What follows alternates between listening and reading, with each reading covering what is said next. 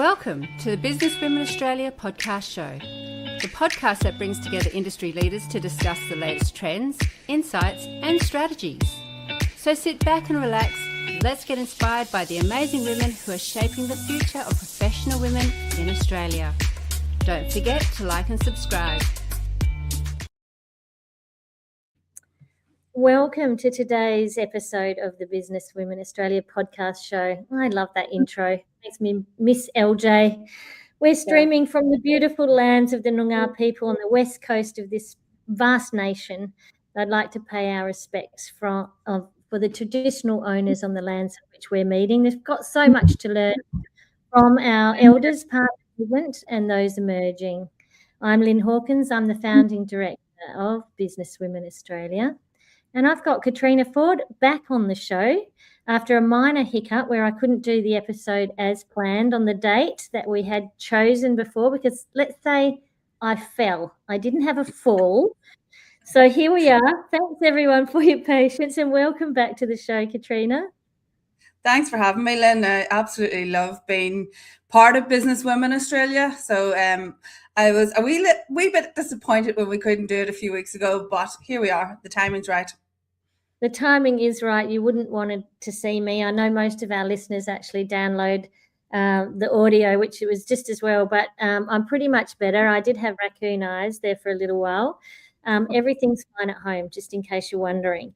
So the big questions that get asked on this show are the ones that we really do delve into. And today's really important, especially the question of, is your cybersecurity education helping or quietly doing harm?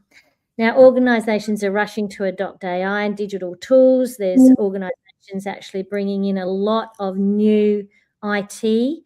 And I think that a lot are investing in the cybersecurity training that we've seen, but are we really making people safer? And Caitriona's got some really big warning bells to ring today. We might be unintentionally creating fear, silence and shame. And well, I, for one, want to know more about this, and there's no one better to discuss this with or to raise awareness about this. Caitriona's the managing director of caIT. Is that how we say it? I always ask you. Yeah. Oh, I got it right. She's a PhD researcher in human-centered cybersecurity, exploring why traditional compliance-driven cyber education is failing to change behaviour and what leaders can do differently, and has over 20 years experience in the IT industry. And since you founded caIT CyberSafe, you've focused a lot on this space and helping companies train their staff to be the first line of defence against cyber criminals. But tell us, what made you so interested in taking on more research after you'd already done your master's in cybersecurity? What are you discovering about how organisations approach the cyber education, and why are you raising alarm bells about this issue? Yeah. I suppose if I look at when the change happened for me, back about 6 or 7 years ago, I was engaged with critical infrastructure here in WA, a critical infrastructure company that we all heavily rely on. And I was running their cyber education program. And, you know, one of the things that I did was follow advice that I was given by my peers in the industry and by vendors. And I ran what you would call a cyber culture survey to understand the culture of the organization. Done our due diligence, we'd done our proof of concept, got it signed off by stakeholders, and rolled out this culture survey. And one of the things that I did unannounced to myself was that I left a feedback option on the survey. I didn't even second guess it, and I probably was put on by default, but it opened it up for people to give feedback on the actual survey. And that's when things really changed for me. I got the worst feedback of my whole career. I was told that this survey was atrocious and that it had ruined the reputation of the cybersecurity team, mostly because of the language that it used, and people just didn't understand what we were asking them. And it really started me to think, well, what else are we getting wrong in this space? what are we actually doing to our people? And a lot of these cyber education or awareness programs sometimes they're now called human risk management programs. They really heavily rely on things like e-learning modules or simulated phishing campaigns. And simulated phishing campaigns are basically you send out fake emails like the cyber criminals would and see if your people click on it or not. Some organizations will then give you more training.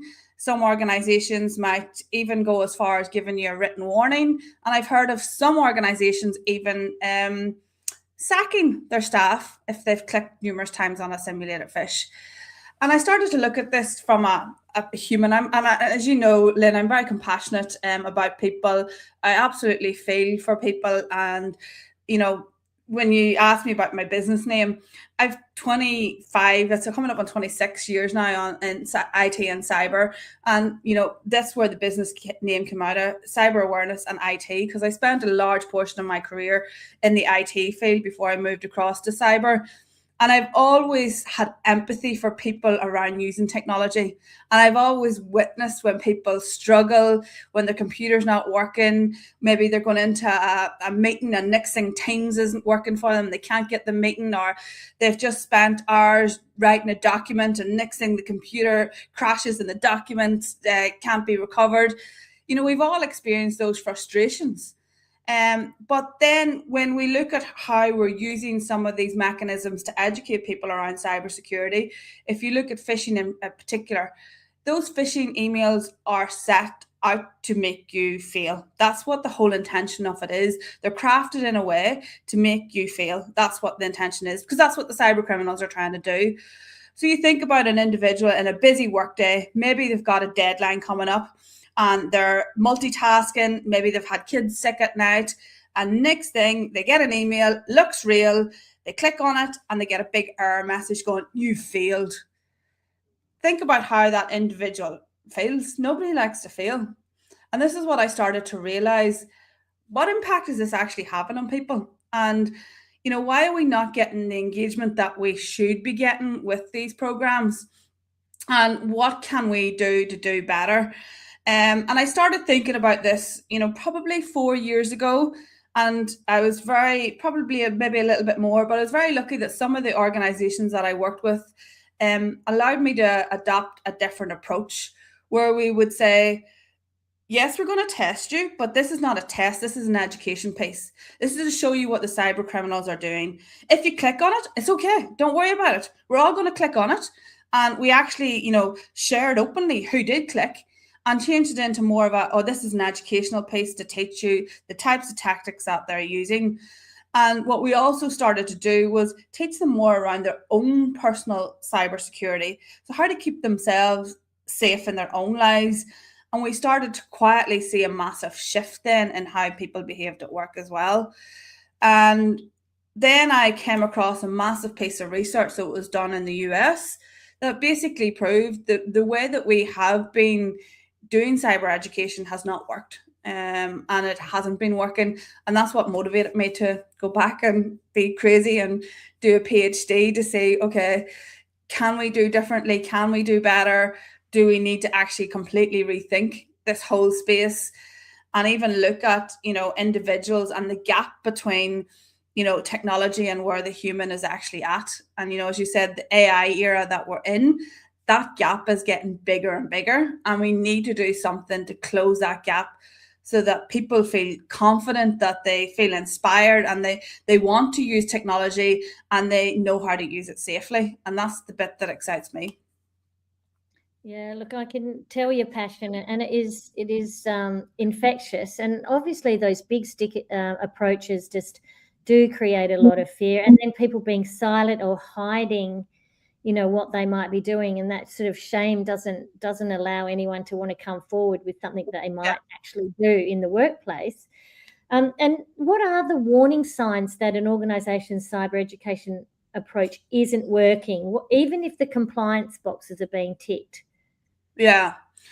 And the compliance boxes, it's a really big question, because yes, you've maybe done e-learning, and yes, you've maybe done simulated phishing, but that doesn't mean your people are any safer, or they behave any safer.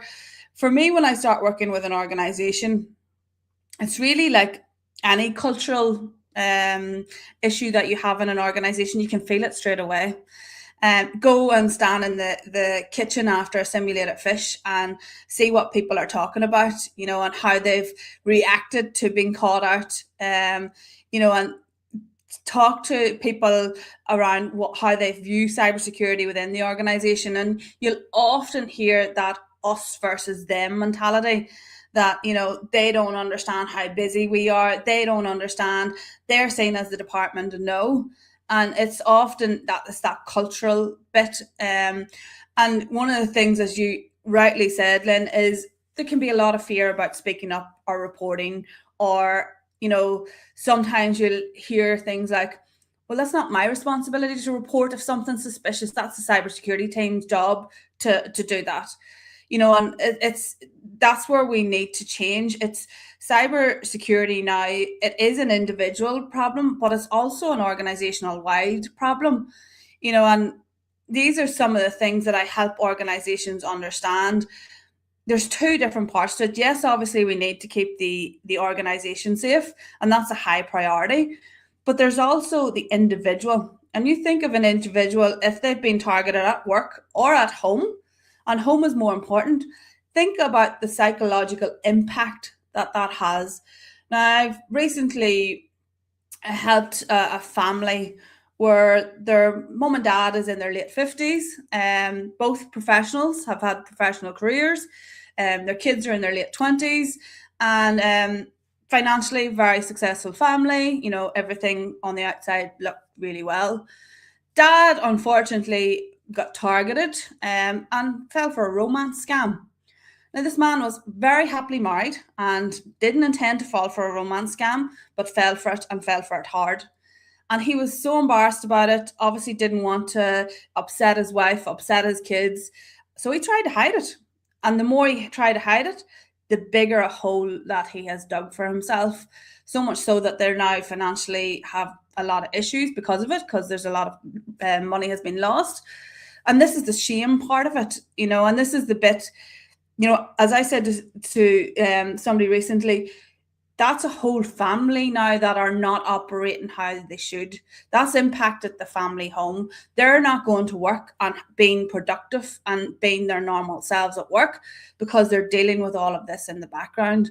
I think that's the other side that organizations need to think about, the duty of care that they have to their staff, the same way as you have a duty of care around their mental health, around their wellness.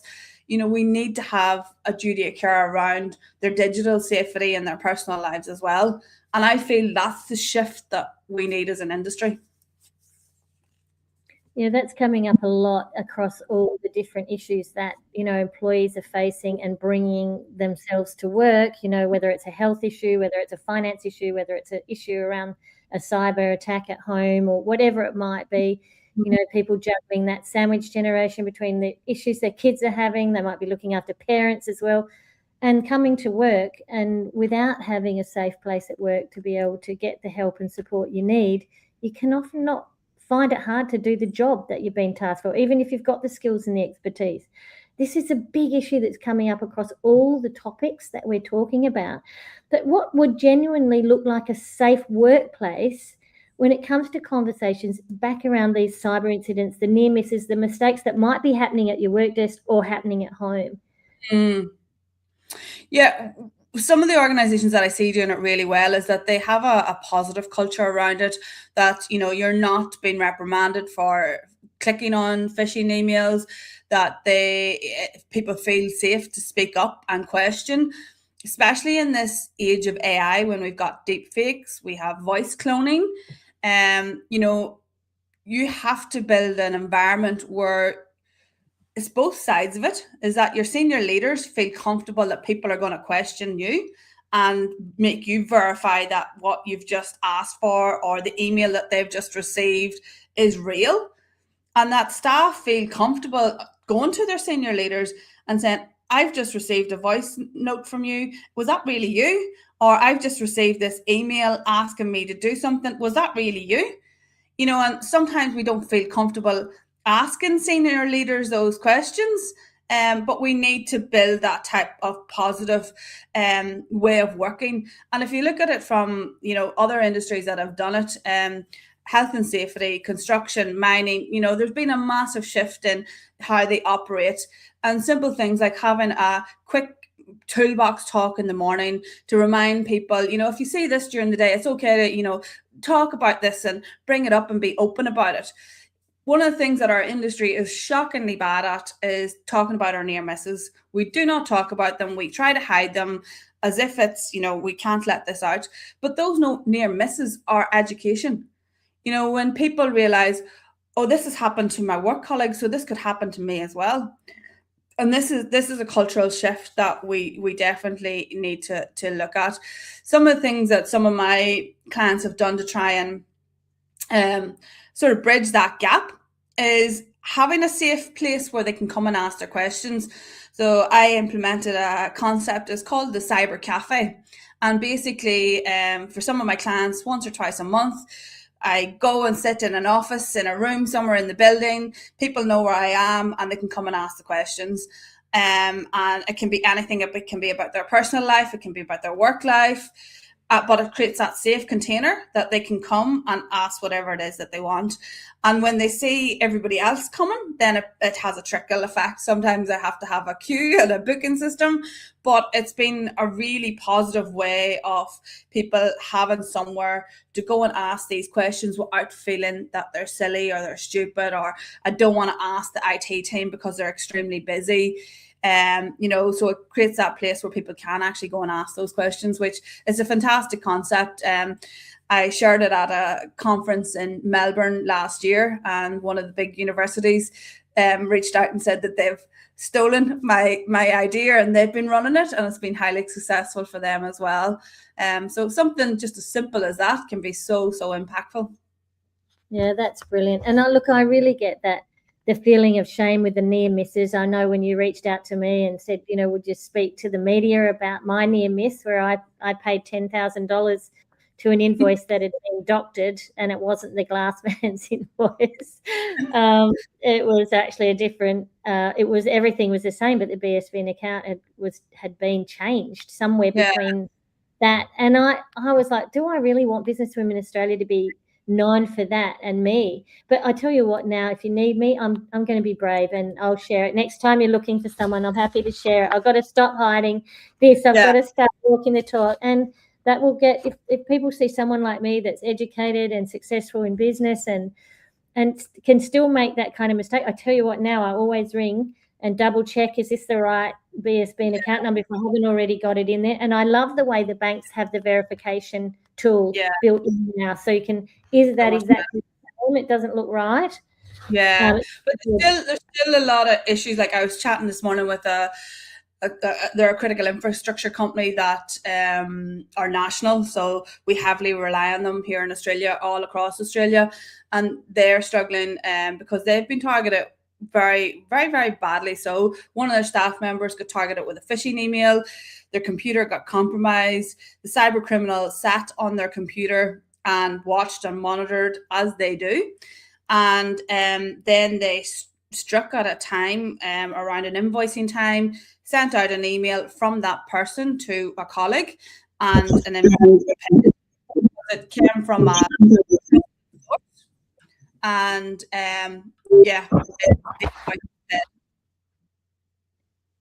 so it actually came from the right person's email, and it had been changed. And this is exactly what happened to me, and it's happened in my husband's organisation a few years ago as well, where they actually managed to take hold of his email address and actually send it to be paid. Lucky they've got strong governance inside, and the person was like, this isn't someone who's been put in as a purchase order. Where's the purchase order to pay for the invoice? And rang and checked. And it got caught by humans being extra specially careful. But it's amazing what they can do. So what else has changed with scams and misinformation and manipulation? And what are the things that, you know, the new skills that we need to have to really counteract and be alert? Yeah, look, AI has really given them a level up.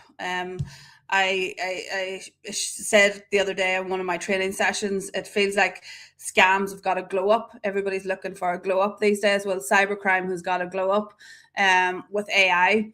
And now, they're able to use AI to target individuals in a way that we've never seen before. So they can use it to scrape the internet, get all the information about you in seconds, where it would have took much longer. The other big trend that we're seeing is voice cloning. It only takes between 3 to 10 seconds to clone your voice. And think about, where could they get your voice? Well, on a podcast like this. Maybe you're doing radio interviews, news interviews. Another place that a lot of people don't think about, and I have it as well, is your voicemail. You may have left please leave a message, I'm not available, I'll get you back. That's your voice. And this is something that we're starting to see more and more. We've seen it here in WA. I actually had a scary experience recently myself. I was out walking and missed a phone call, and I rang the number back about 10 minutes later, and the guy at the end of the phone said, "Hey, Caitriona, I'm just ringing you back after our call this morning." And I'm like, "I haven't been talking to anybody this morning." And he's like, "Yeah, you phoned me interested in coming to do some cybersecurity workshops for us. You asked me to go away and get some information, and I'm phoning you back." So basically, my voice has been cloned, and my number has been spoofed, and they've called this person pretending to be me. And it was shocking. I couldn't believe it. This was only about 4 weeks ago it happened. This is the first time of that I've experienced this. But these are the types of things. So you think about this from an organizational perspective. Maybe you get a phone call or a voice note, and it sounds like your CFO or your CEO instructing you to do something. And this is something that I'm seeing a lot of my corporates, not the voice cloning just yet, but we will start to see it. But this impersonation scams, trying to impersonate senior leaders, very big at the moment. So these are things that we need to talk to our people about. How do we put processes and mechanisms in place so that this can be stopped? Yeah, it's an interesting one, isn't it? It's going to bring about the most important things around those private channels to, double check and all those sorts of things. As an organization like ours, it's very, we aren't all a part of an organization, the same organization. So I've had scammers reach out to some of our leaders in the other states, asking them for the gift card thing. Can you buy a gift card and present it to as a door prize at some of our events? And I'm like, nah, whoa, that's not me. Yeah. I'm never ask you to do that. I'm going to ask you to do that. I'm never going to ask you to buy a gift card. And if I do anything around that, it'll be in our Slack channel. But then someone maybe they could hack into our Slack channel. I mean, that's the other side too. Well, that's what I'm doing with a lot of the organizations that I work with at the moment. What is the things that senior leaders will never do? And if you get this type of communication, or if you get this type of email, or you get this type of message, then it's not me. And this is how to verify and check. So we're doing a lot of education around that at the moment. There's a lot of education around the safe use of AI. It's still alarming to me, the amount of people that don't understand the difference between free AI tools, paid AI tools, and enterprise level AI tools. And, I've heard some horrendous stories of people in roles uploading very sensitive documents into free versions of AI, that they weren't aware that you shouldn't be doing this. So we have a massive gap in our knowledge around how to use these tools as well. And I think that's going to be something that we're going to grapple with for the next 12 to 18 months until we start understanding how we can leverage these tools in a safe way. Like, I'm a massive advocate for AI. I think it's fantastic in what it can do, but we also need to bring people on that journey. And I think that's one of the things that I'm seeing in some of my organizations that have started using these AI tools. Some, will we say, more mature of the staff feel very left behind, that they haven't been given enough training and education, and starting to feel like that gap between what they know and what they should know is getting bigger. And I feel the confidence around using these tools for some is just not there yet. But it all comes back to education, and that's what we really need to think about, how we're educating our people. Like, one of the frustrations that I see in organizations is they'll have a policy and say, but we've got a policy around that, but they haven't socialized their policy, or they haven't educated their policy. They haven't explained why it's in place and why this is important. And I think that's the big bit that we're missing. We have the controls in place, we have the policies in place, but we haven't explained to people why this is important. Really good example was recently, one of my clients, one of their staff members was leaving, and the system had alerted them that they were sending sensitive documents to their email address. We had to do a whole education piece around that, is that don't do these things, because our systems are going to flag when you do it. And most people weren't aware that their systems can do those types of things nowadays. So, it's helping people understand what is the guardrails to work when you're at work, and how to do it safely. Understanding if something doesn't feel right, then you need to speak up. Yeah, I mean, you've picked up on so many things I'd love to delve into there. But, one of them is really this sort of, often with the mature and experienced workers, they have a higher level of risk aversity as well, because they've seen things happen, and they've and they can see, are we really ready for this? There might be a little bit of resistance to change there. But then the younger generation that are very digitally savvy and grown up with them, there's a lot of risk around their courage and their ability to take on new things as well. And most of those, let me just say, I am generalizing, and I apologize to those of you who do read the policies and the procedure manuals and do understand all the workplace rules. But so many of them just go and have a crack at it and let's just do it. Yeah. No, it's 100% true, Lynn, especially when you think about when somebody starts a job, the amount of induction training that people have to do, generally is boring as batshit. So it's click to get through it, and you're having to absorb information about every single area of risk within the business. Of course, you're not going to remember all that when you start working. So how do we actually close that gap between that technological capability and the understandings that are needed across the generations? How do we do that? I mean, you're saying education. What type of education? How often should it be? Does it have to be incorporated? How do we incorporate this into the busyness and the realities of our operating environments? Yeah, that's a really good question, Lynn, and that's something I don't believe that we have solved. I do see what works really well is role-based training. So training that's specific to your role. So if you're in a finance role, it's something that's really targeted to you. I think one of the problems that we have is that we've subjected our people to too many boring training sessions, and people shut off and then they don't want to come.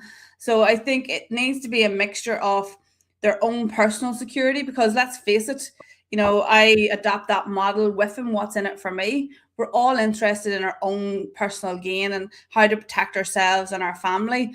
So if we can bring in some training on how to keep yourself safe, and then give them training on their specific role.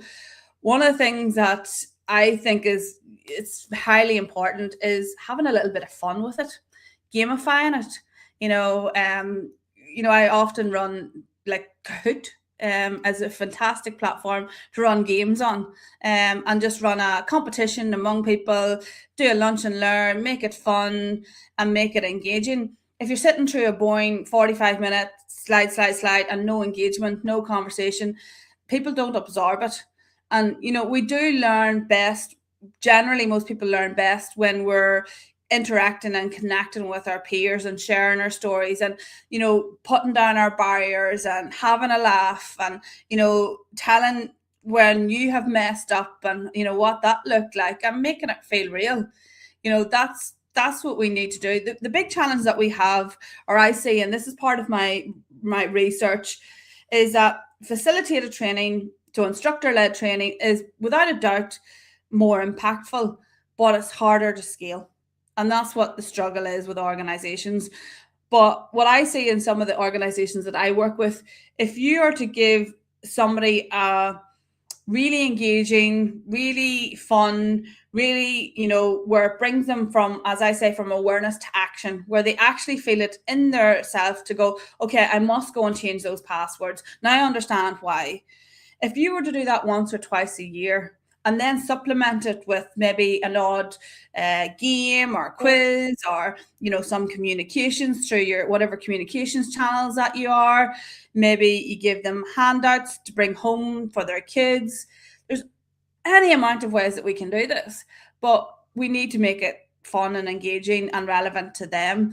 If it's still the same old boring thing, don't click here, don't do this, we shouldn't be using don't. It's helping people understand why you need to do it.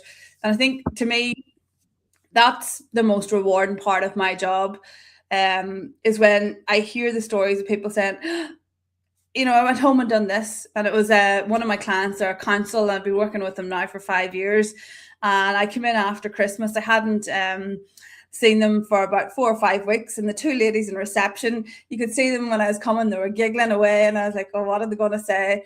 And one of the ladies, she's really extrovert. I love her. She's always good laugh to have a chat with when you're in the office.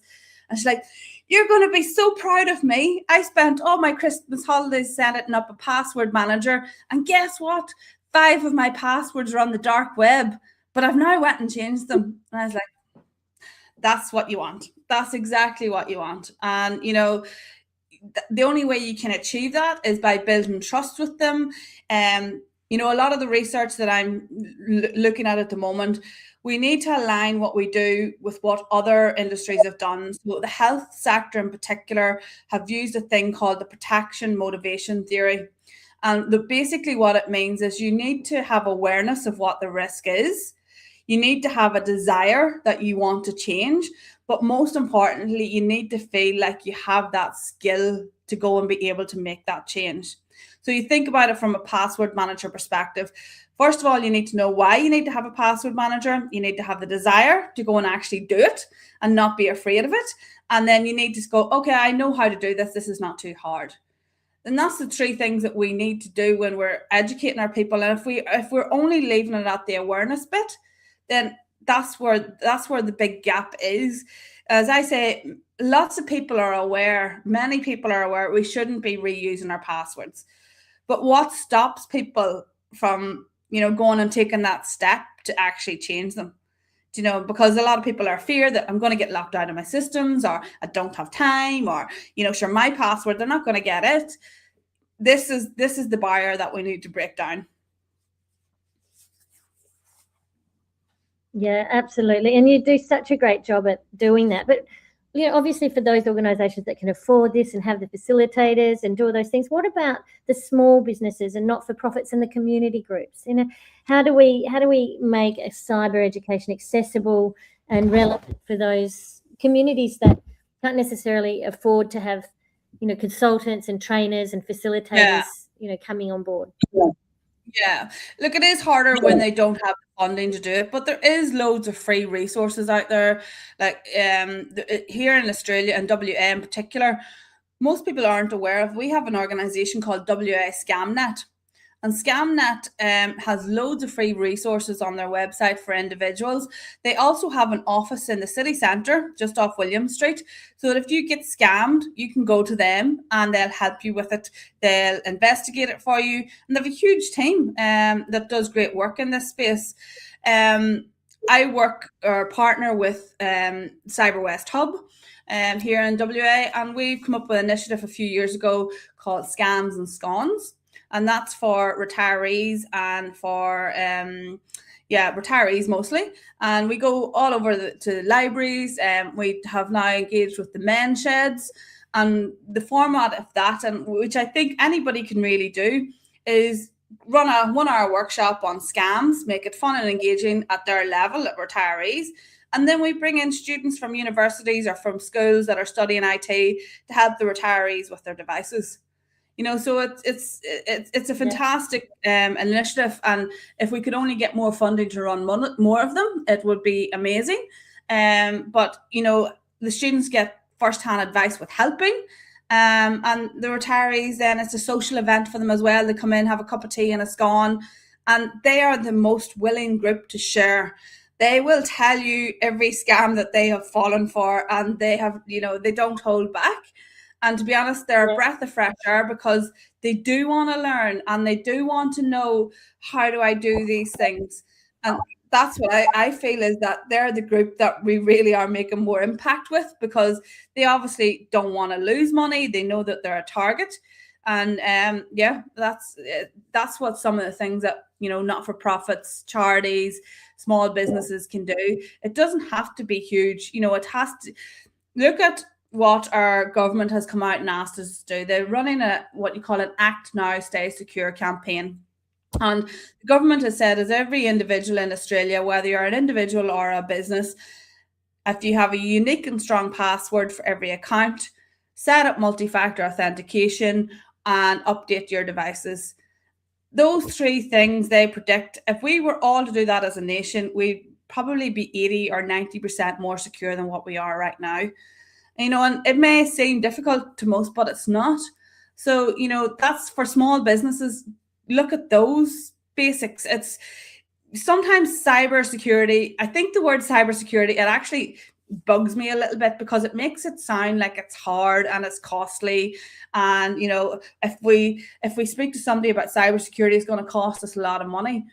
It really comes back to the basics, and that's what most people forget, is that it is your passwords, it is your multi-factor authentication, it is stopping and pausing and taking a minute, and this is one of the things that I say quite often, is that we work at such a fast pace that we have to be reactive all the time. But do you really need to reply to that email straight away? If you reply to it in an hour's time, unless it's life and death, unless it's super urgent, is it really going to be that bad?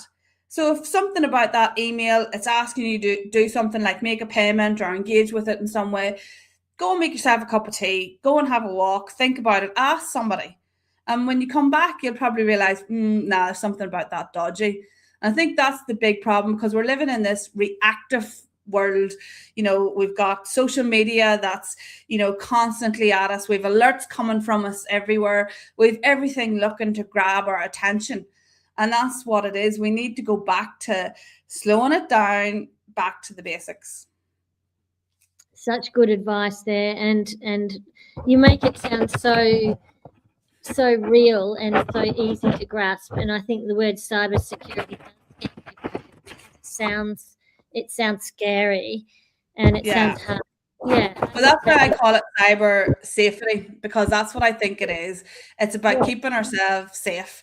For me now, cybersecurity, I look at that as the technical side that organizations need to do to keep the organization safe. For me, cyber safety is that life skill that we all need to learn. And I think that's the way we need to just look at this and remove the fear. And, this is why I love working with the retirees, because I say to the retirees, who here remembers not having to wear a seatbelt? Or who here remembers not having to lock their front door? But we all do that now, and it's a given. And I say that cyber safety is just the exact same. And we need to get to that point where it just is a given, and it's a second nature, and it is a life skill. And then it makes it feel more achievable and not so far away, not so hard. Absolutely. And look, you've mentioned some great support, with WA ScamNet and the Cyber West Hub and the work that you're doing there. I mean, they're all in all the capital cities, those equivalents around the nation. What about the regions? I've moved to Peel, and I'm really, really astutely aware now that the regions, even though Mandurah is seen as a suburb south of Perth, but our whole Peel region really does miss out on a lot of this sort of thing. What role do you see the local leaders and the community associations playing in lifting that digital resilience outside of the major capital cities? Yeah, definitely. I think there could be a lot more done in the regions. The WA men sheds have been fantastic. They did get funding, and we have been out to quite a lot of the regional men sheds last year, and we've some planned for this year as well. But we need to look at funding for these groups. I think the government really hasn't offered enough funding for this type of education. I often go down to Busselton. Last year I had the joy of educating the volunteers for the Busselton Jetty, which was just so rewarding given the work that they do as well. So you're right, Lynn, there's not enough support for them.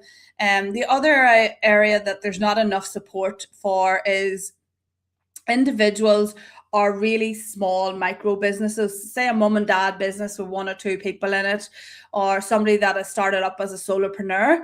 There's very little support out there for them, and there's nowhere for them really to go. Most IT companies see them as being too small, and to me that's something that we need to fix. I don't have the solution for it, but I constantly hear this all the time from those types of businesses.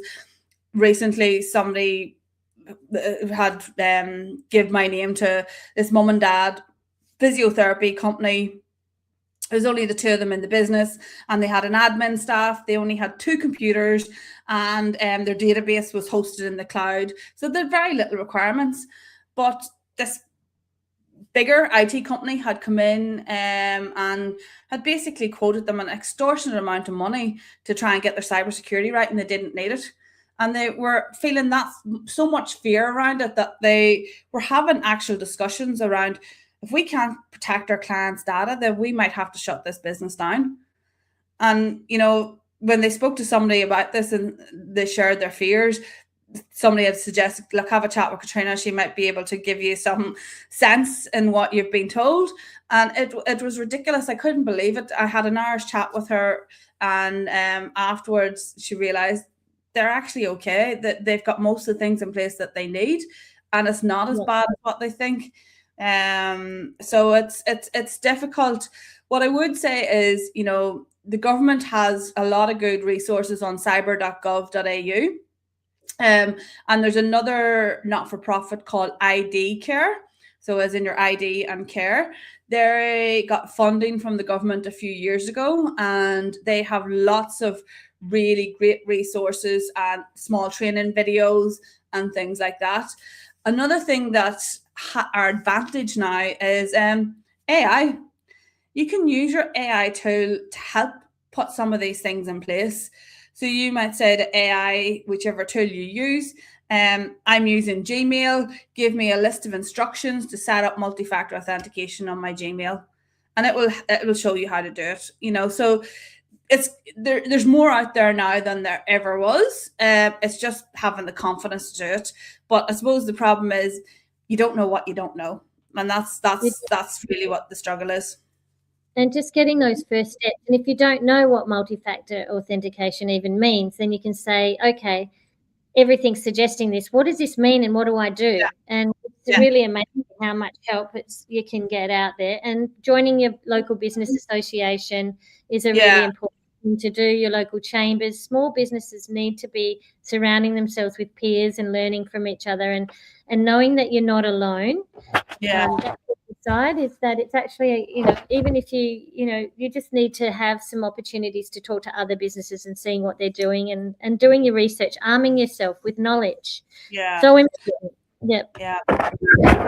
Removing the fear, Lynn. I think removing the fear is a big one, because there's so much fear around it, especially for business owners. There's so many other things to contend with, and I think that's what stops a lot of small businesses in particular taking the action to look after their business. But I can't stress enough how a cyber incident could really put your lights out. And if you're a small business, it really can. And we say that statistics, it's the small businesses that I really feel for. And it's scary when it does happen to them. A lot of them can't financially recover from an incident. Absolutely. And look, there are security insurances, but you need to make sure that you're putting everything in place for that security. That insurance will not stick either if you can't just insure for it if you aren't putting in place everything that you need to do. So get that help. It doesn't have to cost a lot of money. I love the way you talk about this as digital safety as a core life skill, and it really is. And I love that analogy that you shared with us around the times when people didn't wear seatbelts and when doors were left open. And this is just the same. It's actually having that kind of those barriers to entry. To not make it easy. If they too hard for a cyber criminal, then they're going to go to the next person. That's going to be a lot easier to get into. So it's really clear. Cyber safety and being safe in the workplace isn't about being perfect. It's about creating environments where people feel confident, informed, and supported decisions, and supported to raise a red flag or to say, hey, it looks like I've done something here. All that is really important, because that sort of is bringing up the importance of your culture in your organisation and how you can create this culture where you're sharing information. So, Caitriona, you've given us so many practical tips and tools. It was really incredible. And, your passion for raising awareness of the risks of cybercrime, it's very clear, and helping arm people to be cyber safe. So, look, you do cyber awareness training, you do cyber awareness workshops, you're a consultant in this space. You're also highly regarded and obviously super engaging keynote speaker. I love having you on the podcast. I'm hanging on every word you're saying, and I'm like, you're answering my questions as we're going. So it's just so efficient for me. I can just hear it, drink my tea and listen, because I love all the anecdotes and the stories you can share. You say, well, I do love telling the story, Lyn. I think that comes from my Irish heritage, as you would know, and I think that's what helps in this space. I think telling the story, telling the yarn, making it real, that's what we need to do. And I really, really highly encourage senior leaders, business owners, to have those conversations with their people. Just bring it back to basics, and let's remove the fear that's around it. Let's remove the shame.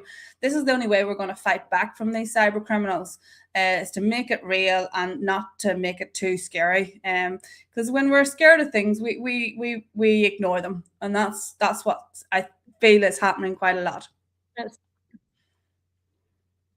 I agree, totally agree. And so with all your numerous industry accolades, have you won any awards recently? I remember when you won the Women in Technology WA award, and you were a finalist in the Australian Women in Cybersecurity Awards. Have you up for any more awards?